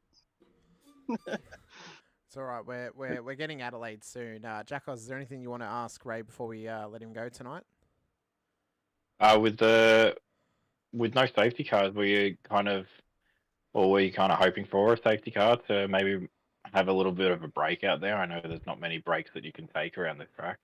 The problem with the safety car is, and with the way these tyres are in this tyre model, is that if you had safety cars, we would have had more safety cars. Because going through the flip-flop after the circular left around I think it's the waterfall or the roundabout, that area through there with the bumps on cold tyres, you're dead, and you're crucified. So you need at least 4 laps to get the full balance through there. And the double right-hander coming onto the back straight was going to be always a nightmare if we were doing that, because everybody would bunch up. The fact that we got through the first few laps with as less carnage that we did is actually a miracle, and congrats to everybody in the field, because it could have been an absolute air show. Well, Ray, let us know who helps get you out on track. Anyone else just to give a shout out to as well. Congratulations on your P1 in the Pro-Ams tonight, P3 overall, and best of luck when we next find you on track in SRW with us. Yeah, cheers to everybody at SLM and Maddie, who got dragged off as being my spotter to do race control tonight. Thanks to Sud Speed for their help and everything that they do, and W, and just a shout out to our team. There's a lot of stuff going on in the background that we're trying to get through and get working, and it's starting to actually show fruit and bring it on, and it just sucks that I'm not here for a full season. Well, Ray, it's great to have you on track when you are here with us. We look forward to seeing you back out on track next time when you are joining us on the grid once again. Hopefully it's not too soon that we see you out there in the SFLs. Yeah, I'll see you in another 3 weeks at one of the worst tracks possible. You get that. Oh well, hopefully it pays off as well for you as it has tonight at Chicago. You've done well at one of the worst tracks in Chicago, so we'll see how you do in 3 weeks' time. Cheers. Thanks, mate. And next up we had our race winner Dylan DeBono, who's recently caught up with Jack Anderson here in the broadcast booth. Dylan, welcome to the booth. Hi Great guys. win out there. How are you feeling after that one? Yeah, good. I got, you could say lucky, or just had to be in it to win it. About time something went my way in this series for once. Well, I mean, you did come away with a double win, so you're definitely doing something right. How much did you practice for this week in particular? I put in a little bit of practice, not overly much, just normal probably, but it's just so much fun racing around here. You're so close to the wall every lap, and definitely those last 2 laps took it easy, just made sure I didn't hit the wall or anything, so didn't want goodness sake it to happen again. That's fair enough. Hamish, do you have anything that you'd like to ask? Yeah, of course. Dylan, this season hasn't necessarily been going your way thus far. Now that we're at the halfway point, is there anything you're looking to implement towards the last half of the season that might sway things back your way towards the end of the season and trying to fight for this championship that you've so longed for? I think the only way you can fight for championships, and when you're this far back, is just win as many races as possible. Obviously, if we get to the 3-4 rounds to go, I'll look, and I'm nowhere near the championship. I'll look to help out all the Velocity boys in their championship hunt. They had a good run tonight, so. And then looking ahead to Barber next week, is there anything that you think you're going to be able to implement better in trying to back up another win for yourself and try and get more wins on the board as well? I mean, it's a difficult track with some difficult racing lines. There are some good passing opportunities, but it's one that you're really going to have to battle your way forward if you can't get it done in qualifying. Yeah, if I remember correctly, there was I don't really remember the track, but I think there's a big straight, I think, with a couple of corners here and there. But yeah, I went back to using Motec data this week, and I think it helped a little bit. So probably do that again and see how it goes. Well, the one thing to be cautious of next week is that there's a big spider at Barber, so you don't want to get caught up in the web that can get happening in the mid part of the circuit. But great job tonight, Dylan. Another win next to your name in the SFLs. Let us know how it helps get you and Velocity Sim Labs out on track. Anyone else wish to give a shout out to as well? For myself, Jack, and the rest of the league, congratulations on your overall race win for both races and the round win at Chicago. Yeah, thanks guys. Big thanks to Velocity Sim Lab. The boys, Keegan was on for a good result until some unfortunate incident. So was Maddie, Cam as well. Here Race YouTube channel, Okie Power Tools, Barbara Public. Thanks to you guys for the stream, SOW for the league. And yeah, don't forget to check out Velocity on Facebook. Very good, Dylan. Best of luck next week at Barber. Look forward to seeing how you go, and hopefully you'll be back up here on the podium and chatting to us in Victory Lane. No worries, thanks, guys. Thanks, mate. Well, Jack Oz, that'll bring it into our show this evening. Was it as chaotic as what you expected? I think it maybe wasn't as, or it was a little bit less, actually. I know that I thought there was going to be a bit more safety cars, but glad to be proven wrong on that accord. So to be fair, we thought there would be safety cars, and there were none. So yeah. And do we count the moment that blocked the bridge as a red flaggable moment? I don't know. I think we'd more count maybe your stutter as a red flag.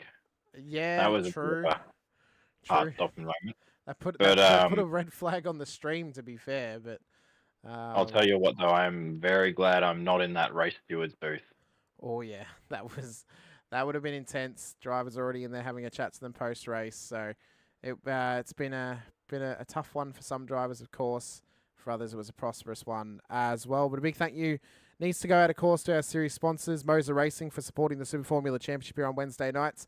Massive thank you for them coming on board this season. As well to Warren & Brown Tools for supporting the Tuesday night V8 Supercars series and the Sunday night V8 Supercars Championship, and as well to Shannon's Insurance for their support on the Thursday night Toyota GR86 Nationals, as well to our other series sponsors, Shunt Scenery, Pheonix Driver Development. Be sure to message PDD if you're in hopes of getting some training or some setups made for you by Rehan and Laz Leonard. You can also message either of them on Discord, and they can help sort you out with a session or with a setup, and as well to Grim Industries, home of the V8 Coffee Table, which can be found on Prime Video's Top Gear Australia during the news, interviews, and other studio segments. But for myself, Hamish Munro Jack Anderson alongside, appreciate your time, appreciate you being here with us once again. Be sure to hit the like button, to subscribe, the bell icon as well. If you're new here, or if you've been here for a while and you haven't done so, it helps support us, it helps support the series, helps support the league, helps get us out to more viewers, which helps get more drivers on track to going racing with us. But thanks so much for joining us here tonight for round 5 of the MOZA Racing Super Formula Championship Season 1 of 2025 out of the streets of Chicago for the Windy City. We appreciate your time, appreciate you being here with us once again. And until next time, stay safe, drive hard, and as always, bye for now.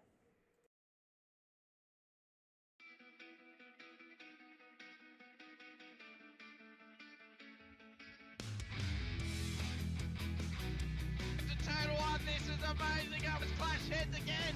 This is like Chaz Mostert and Cam Waters. Almost the same situation.